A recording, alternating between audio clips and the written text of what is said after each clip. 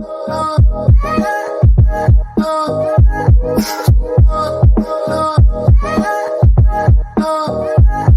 Golf Studio presents Tip It Out Podcast. Here are your hosts, Brandon, Blake, and Noah.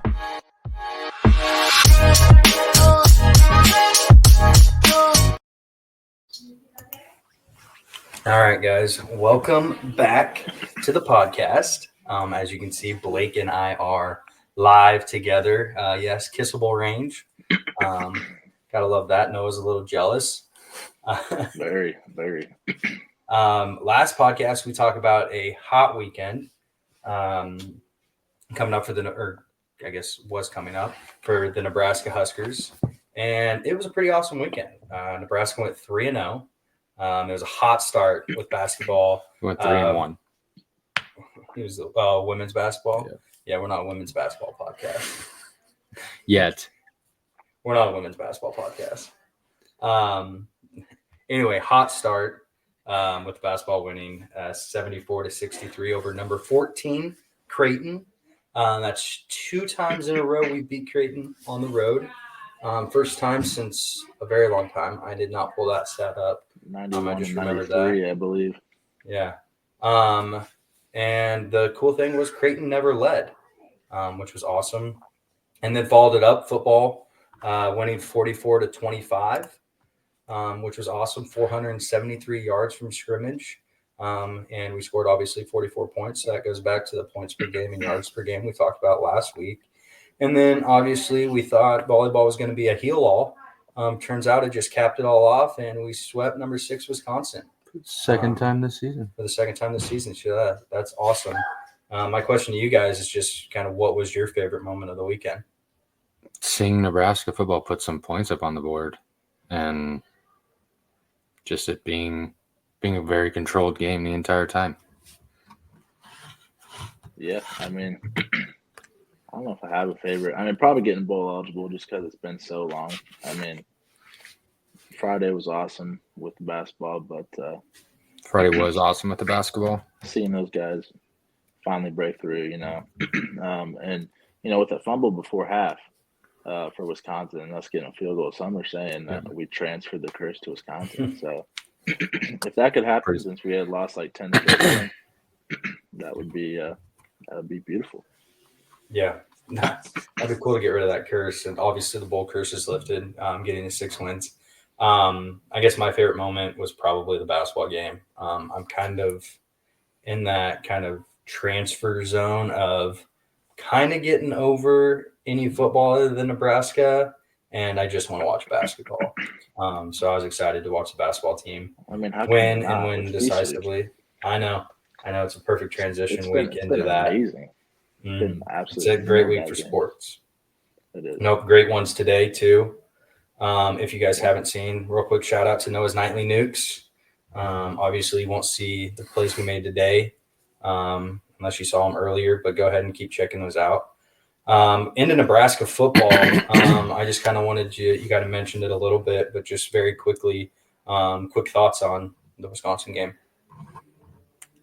Kind of just going back with Noah getting that fumble at half, before half and everything, getting some points on the board. Having a kicker that we don't have to cringe about right now too, just kind of. Which is crazy because it's our backup. Yeah. So He might not be the backup anymore. I don't think he is. Having him being able to make field goals, having our defense be able to make the stops when they need to make the stops, and then just seeing the way that Dana uses Dylan and uses our wide receivers too, that's something that has been super cool. I liked what he said the other day was when he first came here and was watching film and figuring everything out, he's like, what are you doing with these receivers? Why is he playing X and playing Y? Why is he in the slot too? Like, you're just making them have to use their minds way too much rather than sticking them in a spot and letting them play ball. Like, so Dana's got us going in the right direction, I hope. I just hope that we shit pound Iowa Friday.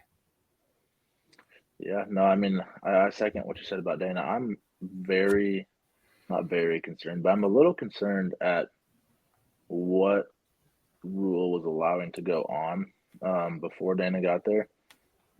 I don't know if he just wasn't, as hands-on as he needs to be with his, position coaches, um, or if just, there was no real leader on the offensive side. I mean, you got a lot of young guys um, over there, but I mean, Raul is there. He should be, he's been around a lot. Um, but like, why were all these things that not? I mean, first of all, like you said, just making it way too complicated for these guys, and then second of all, why um, why were guys not being held accountable? Like, why are we not playing guys who are doing it in practice? Yeah. Find a guy who's going to make the plays, no matter if they're first string or fourth string. But So I think it's hard with Satterfield being the offensive coordinator and also being the tight ends coach and just wanting to feed those boys the ball. So I don't know if that's a big reason on why the wide receivers and everything was kind of in a chaos. But I mean, you saw it with the tight ends too. I mean, he yanks Fadone after his second snap because he makes a false start, and then you have he two didn't tight come ends. back. You have two tight ends who frankly came out and played super well. And there's a little turmoil there with our tight ends after the game. But and you come back and look at this, and you see Fadone, who is a hell of a guy from everything I've read. It wasn't really him, I don't think, that made the turmoil after the game. But they kept saying this week that he's had his best week of practice or his best couple of practices all season. So I mean, if you can actually get a culture of buy-in, like, it shouldn't be a problem. Yeah. I mean, sometimes all it takes is to get benched to realize you aren't doing what you need to do, and then you get to come in and be like, oh shit. So That's why I'm just worried about Rule holding people accountable, because he wasn't doing it apparently all year. which is shocking to me because it seems like that's kind of what his bread and butter is making sure we're doing the right things and the little things. And to see him possibly not doing the little things, like holding his position coaches accountable and coordinators accountable. Sometimes I think he's too nice of a guy. Sometimes you want that little bit of fire to where they just, put them in their place and not give a fuck. But on with that, Iowa got that rivalry coming up on Black Friday, as always. Nebraska leads the series 30-21-3 all time. However, Iowa has the trophy lead since we got the trophy and made it a huge rivalry, 9-4. And they've actually won 8 out of the last 9. However, some of those have been heartbreaking losses. The one win did come, I believe, by a field goal. So just kind of looking at that, obviously we haven't had any success against Iowa. What are some keys to get the win on Friday? Contain the ball, clock management, and score the ball. Don't turn it over. I mean, there's one key. You don't need to overcomplicate the Iowa Hawkeyes because, as Dylan said this week, their head coach and defensive coordinator have been together since before he was born. But there's one key. You stop the run, you're going to win. You don't stop the run, you're not going to win. You look at how well they've been playing recently. They threw for like 100 yards last week and ran for like almost 300. They got one of the best running backs in the country. But you look at a couple weeks ago, they played UCLA.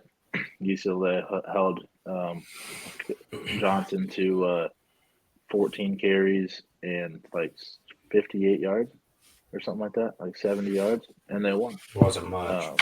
So that's the only key you need is if you contain him, you don't turn the ball over, you're gonna win. Yeah.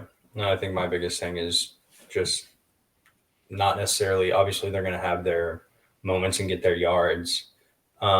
Maybe. I mean, we've shut down some pretty good running backs this year. However, it just comes down to, if they do get in the red zone, limiting it to 3, or getting that turnover, that 4th down stop, just not allowing them in the end zone. I think we obviously win the game. I don't think they can keep up with us if we do well offensively, and our defense just kind of keeps them out of the end zone as much as they can. Obviously, we'll win. I mean, So give Iowa credit. They finally have a quarterback that's actually very good. unless you watch a spring game tape, Yeah, I think that he's going to be one of the hardest things because he can scramble and he can throw the ball. I don't know his name. I don't care. is it McNamara? McNamara's not playing. Oh, is he not playing? I didn't know that. He hasn't played in a little while, and he's No, the quarterback that I saw last stats. I can look back. Anyways. Anyway, on to obviously we mentioned we got our 6th win of the season, which currently makes us bowl eligible for the first time since 2016, I believe. And just with that being said, there was a tweet release with some bowl game predictions. I'm going to go over that, and I'll just kind of ask you guys, what you want to see. And I think we're all going to kind of say the same thing, but we'll kind of let everybody else know. Some of the bowl game predictions that I've seen are December 26th in the Rate Bowl, and that would be either against Texas Tech or TCU. December 28th, the Pinstripe Bowl, which would be Georgia Tech, North Carolina, Pitt, or NC State. And then December 30th, I think is the one that we kind of want, would be a Music City Bowl, and that would be Ole Miss or LSU. And then lastly, obviously, is the January 3rd Duke's Mayo Bowl, and that would be against Georgia Tech or Syracuse. Like I said, we're probably going to all say kind of the same thing of what we want. But why don't you guys go ahead and tell everybody kind of what we're thinking? Yeah, Music City Bowl would be sick. It makes me nervous. I'd like to see us win a bowl game, and Ole Miss and LSU are both teams that can hurt us, I think, in ways. Ole Miss can score the hell out of ball, but the only thing I have against the SEC, and with, I think, Nebraska not making a bowl game, is I don't see a lot of guys opting out, where I could see a lot of guys opting out at LSU and at Ole Miss. So that's the only thing I have against that. I'd love to see us get that game. Other than that, if we don't get the Music City, the Duke's Mayo Bowl would be the next one on my list. Yeah, I don't know if there's going to be too many. I don't know. To me, LSU and Ole Miss, I don't know if there's enough top NFL talent there that they're going to want to opt out. But I think if they opt out, it'd be more. The other thing is the transfer portal, and a lot of those guys coming in with Brian Kelly at LSU and wanting more out of it, and they have the talent that they could just leave. So yeah, I mean, real quick, it's crazy that we're not going to get into it necessarily, but I want to throw it out there is we haven't obviously been a bowl game in 8 years, but look back 8 years ago on the bowl game situation. That was the start of it. It's completely different than it is now. Well, back then was the start of it because I'm pretty sure that's when Christian McCaffrey opted out when he was at Stanford. Was that same year as our last bowl game? Almost. Maybe. I don't know. I mean, you guys will have to fact check Blake on that one. Look that up. Let us know. Please do, because I'm most likely wrong. But yeah, it's crazy how different it is. Bowl games aren't what they used to be, so it'll be a little bit different when we come to watch it. But Noah, what are your thoughts on a bowl game? What do you want to see? I mean, I'm going to make my answer more complicated than it needs to be because I actually saw 2016. I actually saw a tweet from, I believe it was Sean Callahan.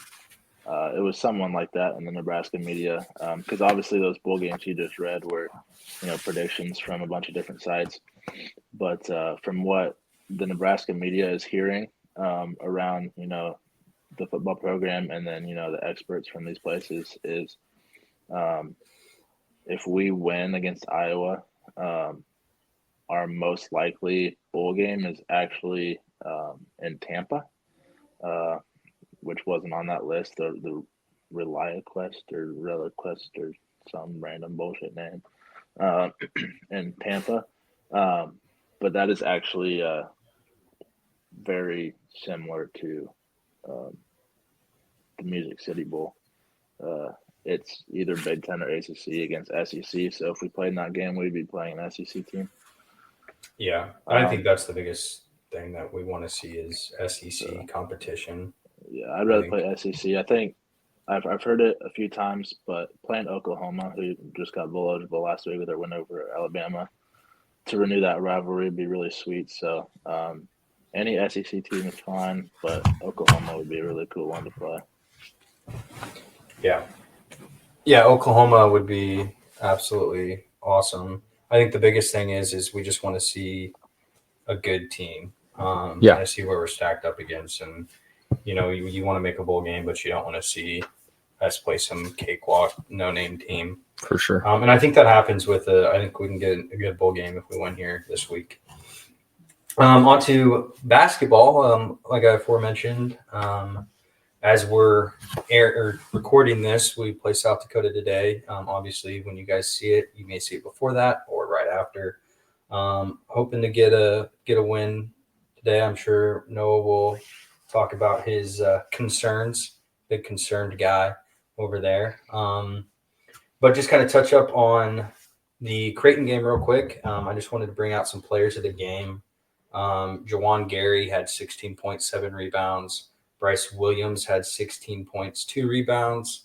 I think everybody's true player of the game by watching it, impactful-wise, was Connor Esijan. 100%. He had 15 points, 2 rebounds. My player of the game, based kind of on the exact same things for Esijan, I thought he played absolutely well, but I wanted to also touch on Burke Butensell. He had 12 points. What? 12 points, 9 rebounds, and like a couple assists. I think he just kind of had a little bit more stats and just made some really good plays to keep us in it. He's really kind of stepped up, and that's been fun to see. But kind of my questions for you guys is just, how do we feel about coming off the win? How do we feel about the season the rest of the way? And then kind of last but not least, are we better, the same, or worse than last year? I mean, I don't know. Again, I've only been able to watch 2 games. One being a win, one being a loss. So I don't know. Coming off and beating Creighton makes me want to say that we're better than last year. I also think that we just, with how fresh we are, we have a lot of stuff to go through. So I'm kind of happy with what we have coming up on our schedule. I think Michigan State's going to be a test. But Michigan State, then Indiana, and then we're back to like Murray State and Southern. So I think having that 2-game stretch will just kind of give us a test of what we need to work on, and then being able to work on it on those 2 games following will kind of show us what we are on, whether we're better or worse than what we are last year. Right now, I'm kind of neutral. So obviously, this making the tournament last year was sick, but Projected 8 seed, I believe, right now, or 7 seed. It's a lot of basketball left to play. Oh, So I know. Noah, what are you thinking? How are we feeling this year? I mean, it's kind of weird because I think comparing the 2 teams, you're kind of comparing to apples. You're kind of comparing apples to oranges. You're not really comparing apples to apples because you just had so much turnover from team to team. But again, even with that turnover, you have completely different style of play. So I would say my gut feeling is we're about the same, but it looks very different. Like last year, we relied on shooting primarily, playing fast, getting hot. And then, that gave us some energy, and we still had Jawan and Sam Hoiberg to, bring energy on the defensive end. But this year, we're going to play slower. We're very big. We're very long, very deep. So, I mean, we're better on the defensive end. Still have Jawan and Sam. We're very tall. We rebound a lot better than we did. If we're going to go compare something, I would actually compare this team to the team 2 years ago with Sam Griesel and Emmanuel Bandamel and those guys because they played a very similar style. And if we look at that team, they started out sluggish. They finished very strong in February. And went a few games over 500 if I remember right, and got left out of the tournament. But I think we're deeper than that team. We're a little more talented than that team. It'll all just depend on how quickly we can gel, and you already see us starting to do it a little better with all the new guys. But so I think we're the same because we're better than that team was 2 years ago. I think we're about the same. I think if we can figure out a couple of guys to be consistent from beyond the arc, I think we could be better than last year. Yeah, I'd agree. My little note here was just we're so different. Kind of back to the apples and oranges things. We are a completely different team than last year. I do like how old we are. I think Hoiberg made the comment, we're old and we're only going to get older, or something along those lines about how, he just wants guys that have been around there. And it's good because the Big Ten's an old, like an older conference as far as age wise goes. You don't have as many like one and dones as you see in the SEC or the Big 12. So you got to have guys that have been around. And then lastly, kind of on my thing, I just wanted to make a quick comment. I'm sure I hope Noah agrees with me. I'd be surprised if he didn't.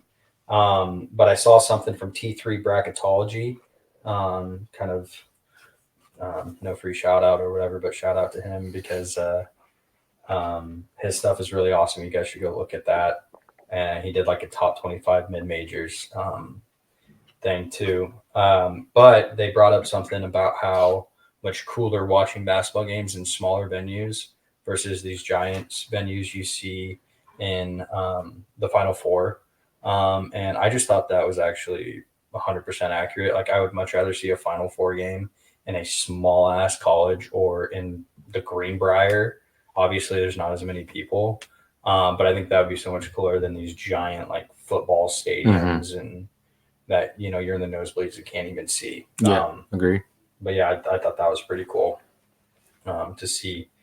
So, but on to Blake. What do you got for us? So last week we did bad beats, we did good, bad, fine, and we did a little bit of trivia. This week I don't have a bad beat. I know there was some bad beats. Noah's got one that he could talk about. But we're gonna surpass that this week, and we're just gonna do good, bad, fine, and then we're gonna go on to trivia. Little twist to the good, bad, fine. Just trying to adjust things and mellow it all out. I'm going to ask you, Noah, and you, Brendan, to give these players a rank of 1 to 5. 5 being the best, 1 being the worst. If you happen to land on 3, I need it to be 3.5 or 2.5, not in the median. So here we go. For the first player, I'm not going off games. I'm going off the season average so far. And I'm going to need you to tell me if this player is good, bad, or fine. The first 2 will be basketball, the last 2 will be football. So this first player, his points average on the season is 21.4, and he is tied for 17th overall. Rebounds, 9. Tie for 41st. Assists, he is over the 150. I don't have a number for it. And his field goal percentage, he is first overall with field goal percentage. I believe it is at 83%. How many are his assists? His assist was like 1, I believe. Okay, I have a feeling I know who this is. I can tell you who this player is too. And is it Cockbrenner? Yeah, that's who it is. But I think you need to. Are both of these guys power 6? Yeah. Yep. Okay, I'd much rather you do power 6 players than not. I'd put Cockbrenner just real quick, probably at a. So based off his stats, what are we thinking that he is? Yeah, I'd put him at a 4, probably. Yeah. Obviously, defensively, he brings another echelon. I think he's 2 or 3 times defensive player of the year in his conference. Which the Big East is a good ass conference. Yeah, I mean he brings it defensively. Not this year. And he's fine. He seems like that Nebraska game and the San Diego State game, he kind of got, shut down a little bit. And I'd like to see him just have to build some confidence up and find ways to, when he can't manhandle the other post or he's being denied the ball or being double teamed, how to get around that. And he seems kind of lost there, but I think he'll find it. Obviously, he's a great player. He's, I think he's had a little bit of some of those are swayed a little bit based on his numbers early on versus what they are now, but he's fine. He's probably about a 4 for me. Okay. Noah, what do you think? Rating wise? I might piss a lot of people off when I say this, but I think I would go with 3.5. And I'll give you two schools of thought here, because he overall as a player, I think he's 3.5 because he's the ultimate system player. Um, he has a decent back to the basket game, but if he has a post that's as big and as strong as him, well, I mean everybody's as strong as him, but like if he has a post that can guard him well, he kind of struggles in that regard. Um, he can kind of step out and shoot the three, which is good. He has a high motor and plays a lot of minutes. Uh, Maybe the best defensive big in the country. Um, just alters and blocks a lot of shots. But the reason you see him struggling after a couple games this year is because Creighton just this year does not have the athletes or the playmakers in their system to get him open, or to get him those easy looks that he always gets. Um, so I think if he's in the right system with the right players, he's a 5. Very good player. But if he has to do it, by himself, I put him at 3.5. So that's, I mean, looking ahead to his future, if he wants to play in NBA, um, I think it's a 3.5. But, in college in the right system, he's probably a 5. So, I mean, those are my two schools of thoughts there. Yeah. I think he'll, continue to get better. I think when Ashworth is on the floor with him, between him and Pop Isaacs, between those two, they can space it out a little bit. But when it's just Pop and him, and I think Pop's a little bit better being as the number 2 guy and on the ball. So I think we saw that against San Diego State. I don't think San Diego State had a bad game plan against them, but I think our game plan was a lot better. And I think not having Ashworth in that game against San Diego State kind of hurt him a little bit. So Noah's right with that system. Yeah. And I think with Ashworth, they'll improve. Completely agree. This next player, his senior season averages is through 6 games played. He's averaging 17 points a game, which is in the top 130. He's averaging just over 8 rebounds a game, which is top 90. Assists per game is just shy of 4, and field goal percentage on the year is 45.8%. Is this player good, bad, or fine? Do we have a 3-point percentage on him? Don't have a 3-point Is he a percentage. 3-point shooter? He does shoot the 3-point ball. I feel like that would be my biggest factor. No, you can go ahead and go. He more attacks the hoop. Okay. You said like 17 points a game. 17 points a game. Yep. What was his rebounds? Like 8. His rebounds is right just over 8. So he's averaging 17, 8, and 4. Roughly. Mm-hmm. Roughly. What position is this guy? He's forward. Like a 4 or a 3? 3, 4. Mainly 3. I mean, to me, this could go anywhere between a 3 and a 5. you didn't give us the record. Do you have the record of their team? I believe the record is 4-2.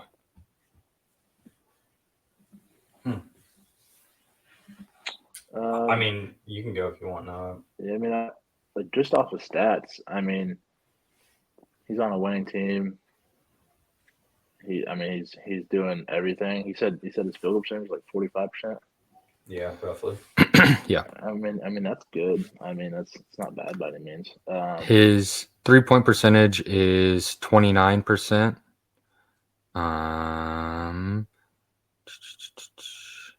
He averages 1.5 blocks a game and 1.5 steals a game. Turns the ball over a little bit. I think he's averaging about 3 turnovers a game, though. I mean, that's still a positive assist to turnover ratio. I would say, man, that's tough.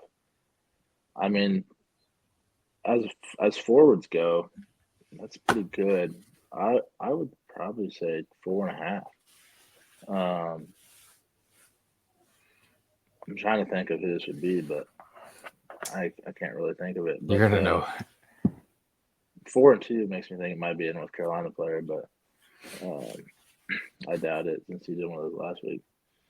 I think it's another Big Ten team, but I don't know if that's true or not.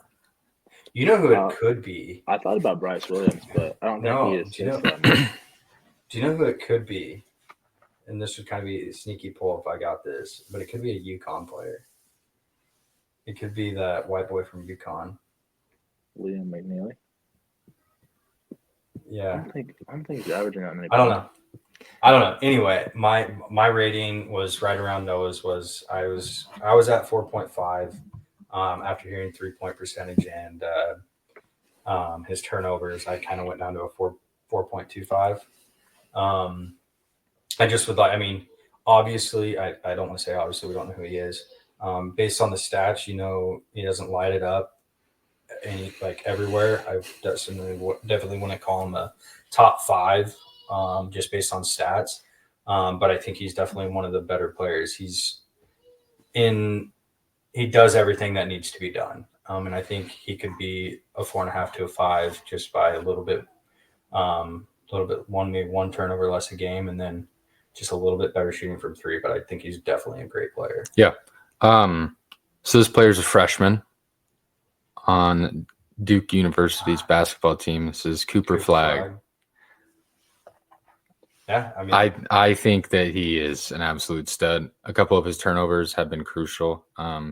He needs to get a little bit more moves in his little playbook that he's got, because the two games that they've lost, he's turned it over late on the same move, which is that spin move. And if you remember the Arkansas game, and he kind of, well, it was Kentucky. It was Kentucky. Yeah, not Arkansas. I was thinking Calipari. Anyways, you look at that, he's just predictable in that sense. But again, he's 17 years old. So yeah, I think it just comes from playing more. He can yeah, get away with that stuff. That team's going to figure it out. I know Noah doesn't like that, but they're going to figure it out late, and it's going to be something. Them having a loss to KU last night, which was kind of like a close game, and I thought it was going to go either way. But anyways, moving on to the next player, which is going to be the first player of good, bad, and fine. This player has on the year 82 receptions for a little over 1,000 yards, 11 touchdowns, 2 carries for 5 yards, and a touchdown. Is this NFL? This is college. Oh damn! I thought that was you said 80. You said 82. 82 receptions, yes. We're still doing the 1 through 5 thing. 82, yeah. 82 for 1,000, and how many touchdowns? He's averaging 12. 11? He's averaging just over 12.5 yards per reception. I don't know. I mean, to me, that's just so hard. I mean, there's so many other stats. I feel like I'd have to determine if he's good. I mean, how many games has he played? He has played in. What is their record? If he's college, he's probably played in 11 games, 10 games. Yeah. I mean, based on that, let's say 10 or 11 games, he's averaging roughly 7 or anywhere from 6.5 to 8 receptions per game. And he's got how many receiving yards?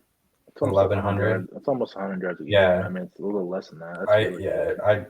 Based on what I've heard, I'll give him a 4. He's having how many touchdowns? 11 touchdowns. He has 12 total touchdowns. Yep.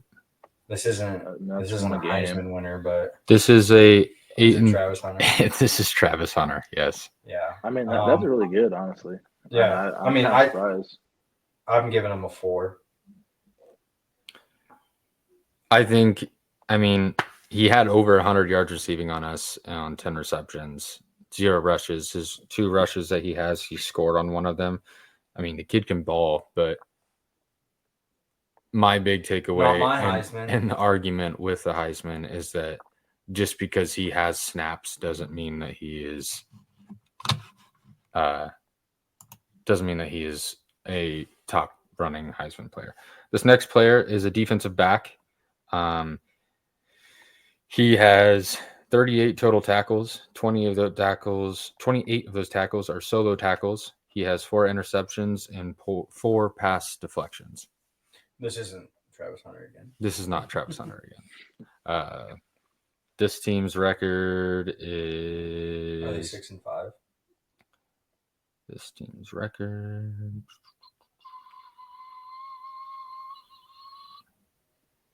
It's not Nebraska if you're thinking that. Cause Yeah, if he's thinking that, he dude, had I to was think thinking about the record. Yeah, I was thinking he was gonna pull Luke Gifford because he fucking hates Luke Gifford. This team's record is 6-5. I hate Malcolm Hartzog more than I hate Luke Gifford. I hate Hardsock too. Okay, but hey, but Luke or not- Malcolm, if you want on the pod, let us know. Not to get off track, but I think Malcolm's like almost always in the right spot. He's just way too small to guard anybody. Yeah. Okay, anyways. Is this player good, bad, or fine? Defensive back. Yeah. And he's got 38 tackles, 28 solo, 4 interceptions, and 4 pass breakups. Yep. And he's played in every game. I mean, he seems like a guy that doesn't play that much. It's so hard. 4 receptions is quite a bit for college. Yeah. Yeah. I mean, I'd throw it at 3.5 or 4 just based on the interceptions. He seems like a guy that he either doesn't get a lot of snaps or he literally does his job every single time. So they don't, he's like either locking them up so they don't throw it his way. And when they do, it's either broken up or intercepted. So, I mean, it could really range. He could be a baller, but I'm going to lean towards about a 3.5. I'm not that familiar with how many tackles a lot of those guys have, but it seems like actually quite a bit of tackles. He has played in every game. I mean, if your DB, he's averaging, what is that? 3 tackles, a little over 3 tackles a game. It's not bad, especially if he's getting pass breakups. I mean, 3.5 or 4 would be my total. I mean, you're looking at a good linebacker's getting 85, 90. Is that right? So, I mean, I guess he'll hate this, but Luke Gifford is our leading in tackles. Yeah, I know. And he has 65, and he's technically DB, but I wouldn't necessarily call him DB since he's more of a rover. But like Deshaun Singleton is second, he's got 62. So I mean, it's not like it's no tackles, but it's kind of right in the middle of. He's probably a starter, but What is he rating to you? I mean, he's a 4 probably. I mean, 4 Okay, interceptions so- is really good. No, while you are looking at Nebraska's roster, why don't you scroll down to Hartsock, because that is Malcolm Hartsock. why did you have to think so long on 6-5? Because I didn't want to just say it and let you guys think that it was Nebraska. Gotta throw some teasers in there. I mean, that's fine. 3.5, I think my rating was perfectly fine for Malcolm Perfectly fine. Hartsock. Yep. I think he does some good things, and I think he gets beat. And I think, like Noah mentioned, a lot of it's his size. I think if he's 3 or 4 inches taller, he might be a fucking baller. Yeah. He's made some good plays. He's gotten beat. I think 3.5 is And fair. if Luke Gifford was his NCAA speed rating was over 75, he could be better too. But he's just super fucking slow, and I think that's his biggest problem. Well, The dude loves the game and he plays hard. I just hate how slow he is, and his point of attack is very bad. I mean, that's his problem, but at the same time, it's not all his fault because I think if we played a 4-4, whatever, if we didn't play a 3-3-5, I think, and he was an outside linebacker. Correct. Correct. Which is what I think he should be. He probably is a lot better than playing that rover spot. I don't disagree at all. He's just too slow to play that rover spot. But now I'm the same with Brendan because, like Hartzog, like in that USC game, I mean, if he's 2 inches taller, he has the interception in zone. He's right there to make a play. I mean, he's right there like 4 times in that game, but it's just like over the outstretched tips of his tiny little fingers. Okay, so let's move on then from good, bad, and fine to Tip It Out Trivia, which I have 3 questions on here, and we're going to start with the first one. So, oh boy. Starting with the first one, is besides Tommy O, Coach Tom Osborne, what? We can edit that out. We can, if you need to go grab your charger. I don't have it. You don't have it? Okay. No. So besides Coach Tom Osborne, what Nebraska coach has led Nebraska to the most bowls? A, Bob Devaney. B, Bo Pelini. C, Frank Solich. My first thought was Bo Pelini, but I have a feeling Bob Devaney. I mean, he kind of balled out, so he was there longer. What do you think, Noah? Who do we want to go with? I think it's Bo. You I think Bo? I think Devaney would be too easy. I don't think he would be. You don't think so? I my initial thought was Bo. Wasn't there a few years that Devaney wasn't very good before he got Yes. really good and won championships? Yeah, probably. And for those listeners who didn't know this, Bo Pelini is one of two coaches to get 9 wins or better in 5 straight seasons, and the other one was Nick Saban. So those of you saying that or always say that Nebraska football hasn't been good since the 90s, shove a foot in your mouth, because we were very good for 6-7 year stretch there. You want to go Bo Pelini on that one, Noah, then, or do you want to try Bob Devaney? I think Bo Pelini is the right answer. Okay. That'd be incorrect. It is Bob Devaney. Bob Devaney has 9, where Bo has 8. Moving on to the next question, which is, besides the win at home last Saturday, in November, when was the last time Nebraska had a home win? And who was it against is what the actual question is. A, Iowa. B, Purdue. C, Penn State. Okay, there's two schools. Iowa. There's 2 schools of thought here, Brendan, because before this last Saturday, we were 0-8 in our last 8 November games, I believe. Mm-hmm. Yeah, but that wasn't at home. And I think it was Penn State in the COVID shortened season, because we beat them at home when they were bad. Remember that? I don't know if that was in November, but we did beat. I was thinking it was last time we beat Iowa. Last time we beat Iowa, we killed them on the road. It was 2 seasons. Okay, so it's not Iowa. So who's the other one? Penn State or what? Purdue. I don't think we play Purdue in November, so I think it's got to be Penn State. I think it's Penn State in the COVID shortened season. Final answer. Final answer. That is correct. We did not play Purdue in November. We played Purdue on December 2nd, I believe. The last question is, did number 14 Creighton men's basketball beat unranked Nebraska Friday, November 22nd? True or false? True or false? You asked, did we beat them? Did Creighton beat Nebraska? False. False. The answer is false. And that concludes Tip It Out Trivia. Great question. All right. On to Noah's Nook. Noah, what do you got for us? You and your nukes have been going okay. Kind of been trending a little bit down, but overall, not too bad. We're all square on units as of right now as we air this. Kind of, what do you got for us? Yeah, it's been a little rough lately. I've gotten I got a really bad beat last night, as Blake mentioned, again in the Rutgers game. But we'll figure it out. We started, I think, 6-2, and we're to 8-9 right now. But we won our only 2-unit bet, and mostly I just want to say we got content going out every single day on our social media. We have our Instagram, our TikTok, and then our new Twitter page, or X page, as would probably be Elon Musk calls it politically correct. So make sure you go follow those. One of you, please link those in the comments when we post this. Yeah. On YouTube. So those links will be down below to our social media pages. You can see all of my bets each day, my nightly nukes.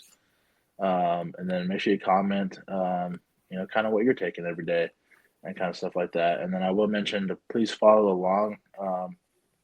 If you're ever wondering what I pick, you can also follow my Action Network page. That is how I am tracking these bets. it actually is my whole slate on Action Network, and that's NVAHLE 02 with an underscore at the end. That's my Action Network username. But I'm not just doing my nightly nukes on there. I do have my full card that I place in there each day. So if you want to see some of my leans for the day, maybe don't want to take all my nukes, but have some leans that you like, you can take those as well. But that's mostly what I have for the nightly nuke section. Today, you probably won't see this, but we do have a game starting here in about 10 minutes. We have Indiana -2.5 in the battle for Atlantis against Louisville. And then our other one, we're taking San Diego State money line in Vegas against Oregon. So we're going to do that. And then I got a couple questions for these guys kind of about betting. It's kind of, we're going to play a game called Would You Rather. You've probably never heard of it. Probably never played it. But we're going to play Would You Rather. We're going to tie it into kind of the sports betting scene. So we're going to talk about college basketball. Obviously, Brendan might have more opinions about this than Blake. Just in case, I don't know if he knows all of these guys, but first, let's just get your guys' opinions on how much. And I mean, we're kind of talking betting, we're kind of talking March Madness. I know it's a long ways away, but what is your opinions on coaching and how much that matters when you have a team, when you have two good teams facing off, and then like in March Madness, how much do you think of a coach? Well, I mean, the coach is everything outside of the game. The coach has to develop these players. It's his job to get them, to buy in. It's his job to get them to know how he wants his system being ran. So the coach is absolutely crucial. I mean, let's be honest, a 6-0 team or whatever right now, 7-0 team, like an Auburn, whatever their record is, like, yes, we could win games as their coach. But when it comes to us playing against another team, that's pretty good. You got to be able to make adjustments, and, having a good coach does that. The other thing is when you have 17 and 18, 19-year-old kids, they're not very mature. I know that a little bit coaching the high school basketball stuff now, is 14 through 17-year-olds obviously are a lot less mature, but they're still not very mature, and you have to get them to not only, you can't just be a coach, you have to be kind of a mentor and a life coach, I guess is what you could say, and teach them how to deal with certain situations. So I think a coach is huge. Obviously, it comes down to the players playing the game, but I think a coach is absolutely huge. Yeah, I mean, I completely agree. I think, and especially in like the March Madness sense, you got to get those teams. I mean, 12 seeds upsetting 5 seeds all the time, and a lot of it's because of getting those kids committed to want to upset, to want to be there, to say that they belong there, etc. I mean, last podcast we had, I talked about the 15 seeds upsetting the 2 seeds.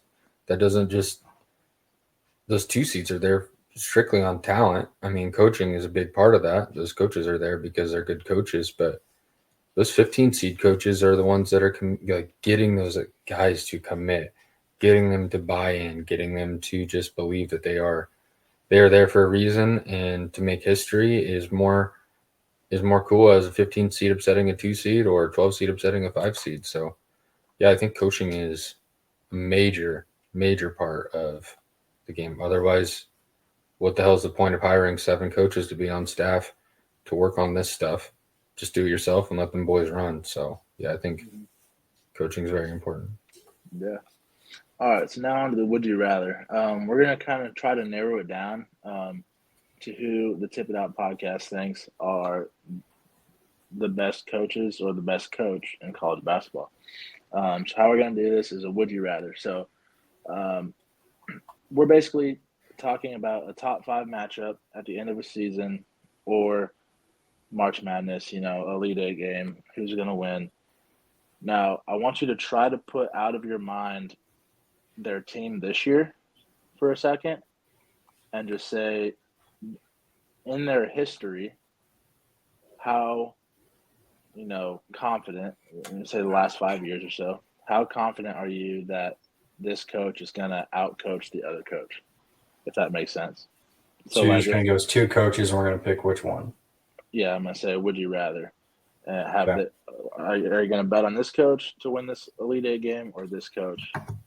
Don't think about how good their team is this year. So we're going to start with who I think is the most underrated coach in all of college basketball, and probably a top 5 coach in basketball.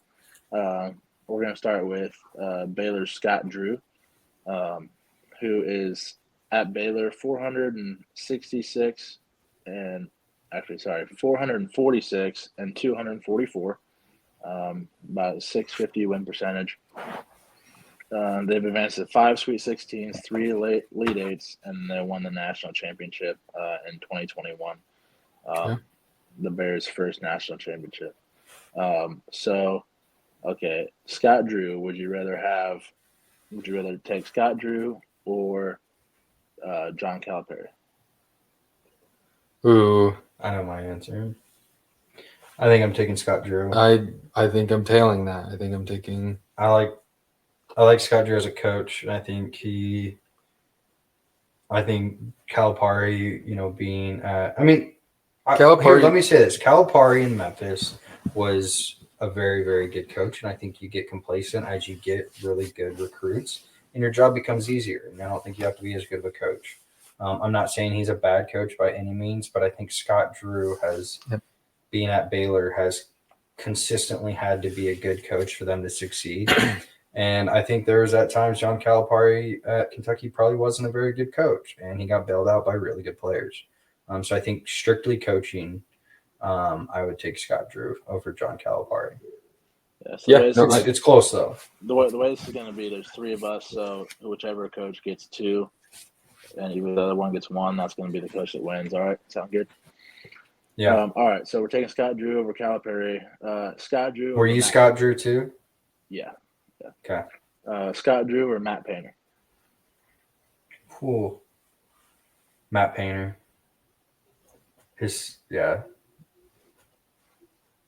Success at Purdue for that long, the last however many, you said 5 years, is what you wanted to go off. Yeah, I'd take. I mean, you're just thinking about the last 5 years. I mean, I got you.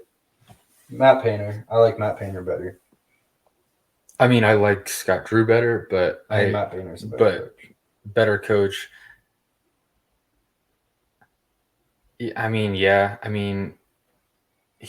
He always gets the guys that he wants and develops. So in that sense, as a better coach, I'd have to take Matt too, just because of he gets guys to buy in and to stay on board. They're not leaving after 2 years.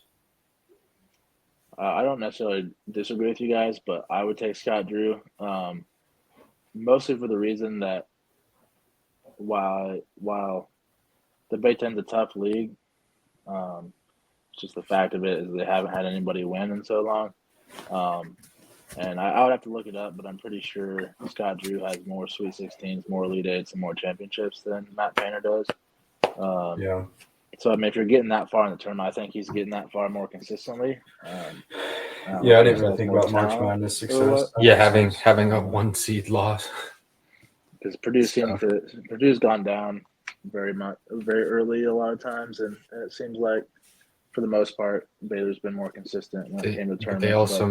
They also made the finals last year, so yeah, that's one of however many. And he also has the Player of the Year, like last 2 whatever. Zach Edey. I know I'm not saying it's Zach Edey, but as a coach standpoint, you still got to put the player to be in that situation. You still got to recruit him. You still got to get him there. All right, who we got next? All right, so you guys said Matt Painter, so got that. Matt Painter or Hubert Davis, North Carolina coach, who's only in his 4th season. Yeah. If we're being honest, I think I'm taking Matt Painter. I'm not a huge Hubert Davis fan. I don't really like his play style. I'm a little biased here. I just don't really like him. Trying to think a little bit of their stats. I think North Carolina took a dip down since his hire. I mean, it's hard to, replace a legend, obviously, in the game. You're going to take a little bit of a dip, but yeah, I'd take Matt Painter. I'm gonna let you go, Noah.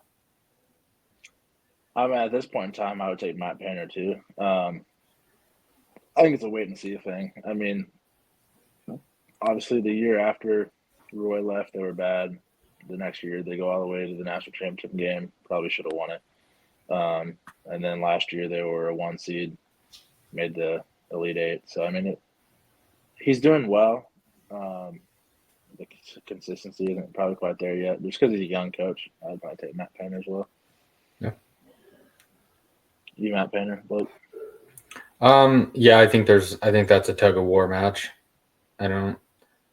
Again, with what he's doing in North Carolina, and I mean, Roy did it too with getting guys to commit and to stay, I think is huge, but that's also a tradition. So, yeah, I mean,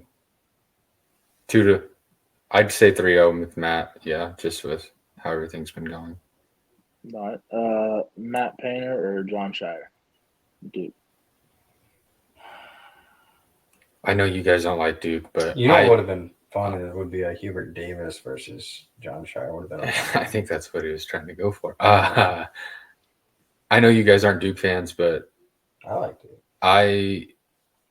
I like him. I think what he brings to the table, and like how I think he's a fun coach to watch. Okay, but we're not talking about that. I know, and so it's a biased opinion. Put that bias aside and say who's gonna outcoach the other one on the sideline, like yeah, I'm gonna go or in their career.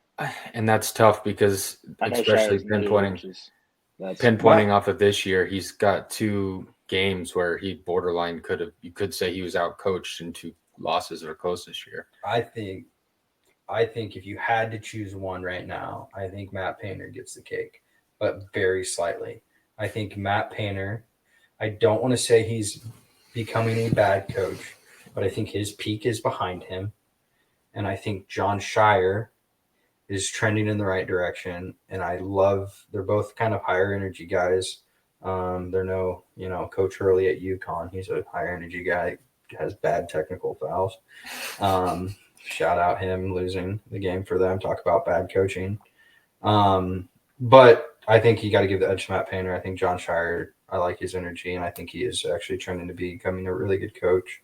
But I think Matt Painter gets the edge. I mean, yeah, I'm going to agree with Matt just because the 2 losses that that Duke has this year You're not supposed to look at this year. I know, but it's just right. It's right there. So it's.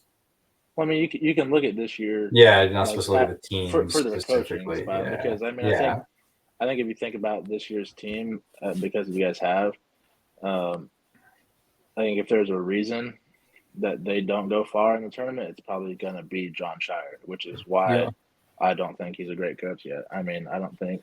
Is the word. Yeah, exactly. He could be. That's the same with Hubert Davis. Like, I think those 2 are almost dead even right now in terms of coaching, if that makes sense. But what's the next one? I would go Painter too. We're gonna go Matt Painter or Kelvin Sampson. Whew. I want to go. I like Sampson. I mean, all-time career, I'm taking him. I think what he's done. He's at Houston, right? Yeah. Yeah. Where was he at before it? I don't want to get that wrong. I don't want to be fact checked. Anyway, I think what he's done at Houston's been pretty cool. Taking, a team that I guess historically has been okay, has been pretty good. But just to compete kind of where they are now, he's got some ballers, and yeah, I'll take Sampson. He was Houston Rockets assistant, Milwaukee Bucks assistant, Indiana, Oklahoma, Washington. Yeah, I was thinking Oklahoma is who I was thinking. But I mean, what do you think? He's at Houston. He has a 767 win percentage, 267 and 81.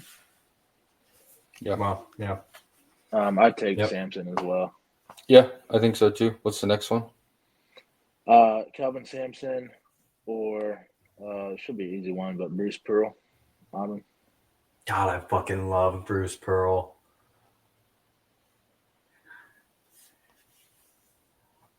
He's not going to win, but I'll take him, Bruce Pearl. Noah, go. Kelvin Sampson. I mean, Bruce Pearl has underachieved quite a bit, and I mean, I don't really like him, but coaching career, Sampson is much better, accolades wise and everything.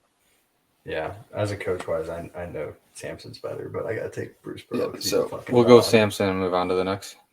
All right, we got Kelvin Sampson or Mark Few.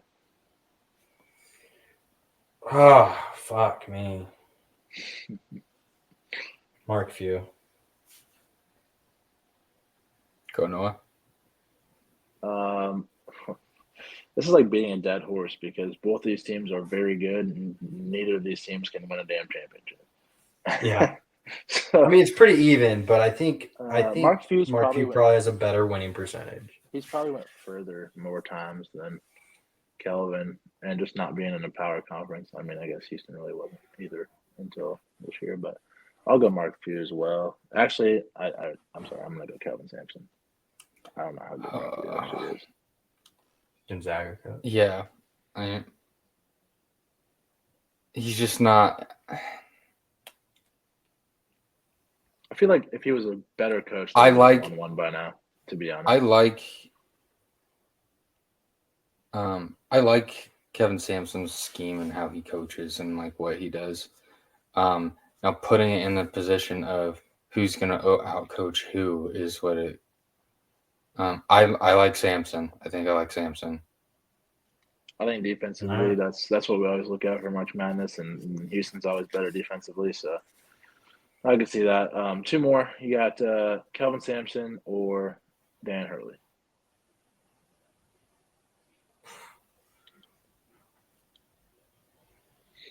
I mean, Dan Hurley, even though he makes some mistakes when he gets fired up, especially like he did this last game against Memphis. So I think he's a good coach. I think he's an awesome coach. In order to, win the national championship, he's got to be a good coach. Dan Hurley. Yeah, I'm 100% going Dan Hurley. I mean, winning back-to-back with possible chance to go 3 times, it's really hard to say that he won't outcoach a coach that's on the floor. Yeah. I mean, I'll probably go Dan Hurley too. It'll be interesting to see after this year, after the last 2 years, if we still feel that way in a couple years. I don't know if he's going to let his emotions take over and he gets so mad and go downhill. But I'll take Dan Hurley too. All right, and the last one, Dan Hurley or Bill Self. Dan Hurley. I love Bill Self's X's and O's. I think he's an awesome coach. I mean, his tenure has given him awesome. Bill Self's an awesome coach. Strictly X's and O's coaching wise, he's one of the best, if not. He top 3. So he always does well, but Bill Self's the better coach to me. I like Dan Hurley a lot, especially with. I mean, if we're talking recency, I know that Bill always has a good team and always does well, but I still am gonna go with Hurley. I'll take Bill Self too. I think we got more consistency and more longevity with Bill Self. He's kind of entering into that rare era of wins and all the stuff like that. Yeah. So I mean, for right now, I think I'll take Bill Self. He drew up one of the greatest plays in college basketball history to beat Memphis in the 2008 championship. Just saying. So the official Tip It Out top 5 head coaches in college basketball. Currently, we had Bill Self, number 1, Dan Hurley, number 2, Kelvin Sampson, number 3, Matt Painter, number 4, and Scott Drew, number 5. With honorable mentions being Mark Few, Yep, Bruce Pearl, and then I don't hate it. And then outside looking in, you could say John Shire, or maybe too young to tell, John Shire Yeah. and Hubert Davis. I'd agree. And I would like to put that in a graphic and get it out on our social media pages. Yeah, we can do Just- something like that. Just for some content. All right. Yeah. That's all I got for you guys. Thanks for playing Sweet, Would thanks. You Rather. Yeah, that was awesome. That was fun. We'll have to do that again. Thanks for sticking with us, guys. We appreciate it. Like I said, we're going to try to get it out more consistently and get you guys some cool new things. Keep track of those social medias. I think we have a links page that we'll be able to link that links page to all of our links. We'll post those on TikToks and all the social media. So continue to look out for Noah's Nightly Nukes. Other than that, thank you for the support. Keep supporting. We'd love to do a little bit more things, and hopefully we get some listeners out there that really enjoy it. So thanks, guys. Yep. Go Big Red. Thank you.